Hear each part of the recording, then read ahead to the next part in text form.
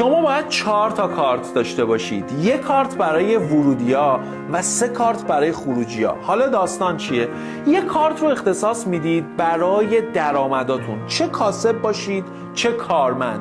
یعنی اگر کاسبی این کارت وصل به دستگاه کارتخانه، اگه کارمندی حقوقت میاد توی این کارت. اما بعد از اینکه ورودی‌ها و واریزیات اومد، حالا تقسیمش میکنی بین این 3 تا کارت. چجوری؟ 1 کارت رو اختصاص میدی برای هزینه‌های روزمره، اجاره خونه، سوپرمارکت، با این خریداتو انجام میدی.